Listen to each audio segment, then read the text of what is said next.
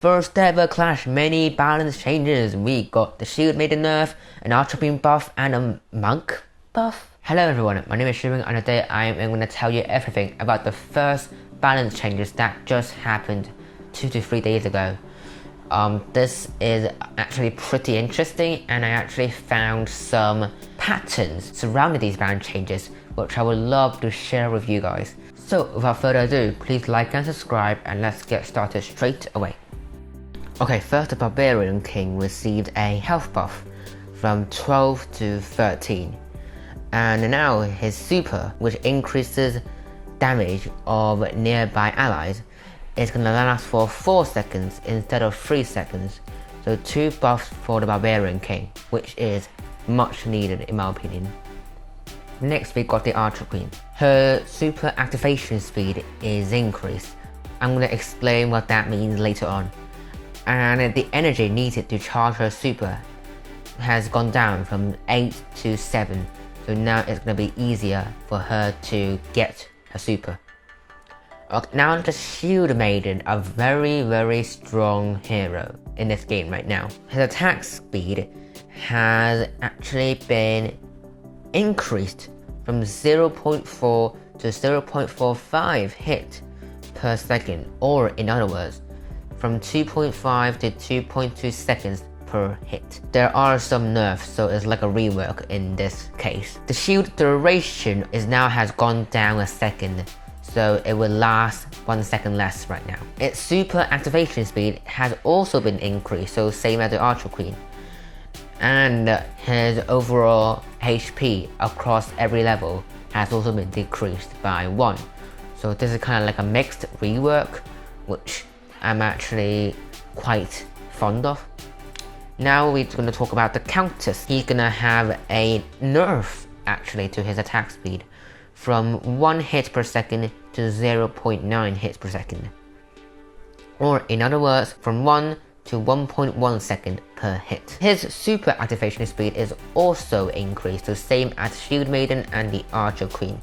And also, his super damage has gone up from 2 damage to 3 damage. Lastly, the energy needed to charge his super has been reduced from 6 energy needed to 5 energy needed.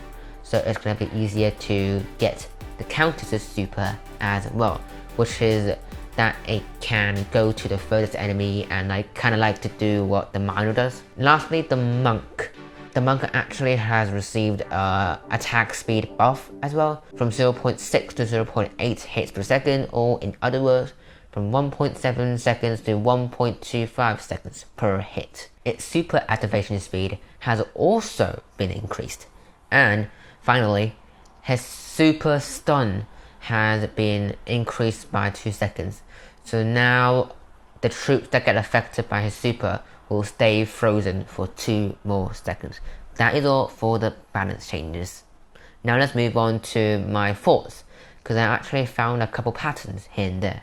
The first pattern that I found out is actually quite obvious, is that all of the troops that are targeted in this balance change is all heroes. Now a couple reasons of why that might be is that there are only 5 heroes in the game right now, so they are easier to balance compared to the 20 minis that we got. So that means they won't need to do as much work, and they can kind of like prepare for the new hero that might be coming out soon. So they wouldn't have to do much work later on to like balance the 6 heroes when the new one comes out. A second reason of why they might do this is that heroes are one of the troops that affects the match the most. So if you balance the heroes out, the whole match, the whole meta is going to be overall a bit more balanced as well. So it's kind of have a bigger knock-on effect to the rest of the meta. The second pattern that I've noticed is that 4 out of the 5 heroes received a super activation speed buff. What I mean by that is that there is less delay of a super activation. So I don't know if you noticed this, I have been noticing this a lot, but after my hero gets his energy bar to full, it usually takes like 1 to 2 seconds before the super is actually activated. So there's like this delay time, which is actually quite annoying, especially if you're playing troops like the Shield Maiden, which has a shield for its super. So this 1 or 2 seconds could literally make the Shield Maiden die or make him live for way longer because of his shield. So like these 1 or 2 seconds are crucial. And also like the vampire counters, that 1 or 2 seconds he might be able to escape, go to the other side of the map. That might actually save the counters alive from being attacked. And these are like very crucial 1 or 2 seconds, and it feels pretty frustrating when your hero is about to release his super, but it wasn't able to because it got destroyed before it can release, but its energy bar is charged full. It is quite frustrating, and they're trying to like solve this problem by making the delay slower, so there will be less delay between the energy bar being full and the super being released. This is a great change because it's honestly quite frustrating. Now, the third pattern that I've noticed is that a lot of the buffs are surrounding around the frequency of supers. A lot of the buffs are basically buffing the frequency at which supers occur for heroes. 3 of the 5 heroes receive an attack speed buff, which means they can charge his energy faster, which means higher super frequency. Also, 2 of the 5 heroes receive the buff that less energy is needed to charge super, so this directly increases the frequency of a hero super.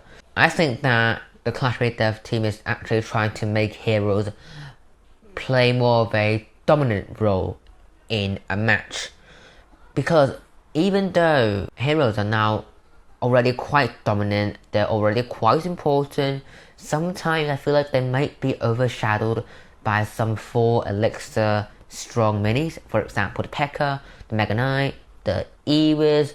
Sometimes honestly I would be more concerned about a P.E.K.K.A or a Mega Knight than let's say an Archer Queen, so this might be a bit of a problem, and they might need to like buff the frequency of supers to make the hero more threatening. It's not that the super isn't strong, it is strong. Like the Monk super is incredibly strong, but the problem isn't the strength of the super, is how frequent it happens, because the frequency of which it happens is effectively deciding whether the troop is threatening or not. So increasing the frequency of a super can make the hero have more role on a match, make him have more uses, more important uses of a match. So which is why I think they might have made these changes. Now if you have any extra thoughts about these patterns, or if you want to add something, please leave it in the comment section below. But that's it for me. If you enjoyed this video, please like and subscribe. And this is Shimming here, and peace out.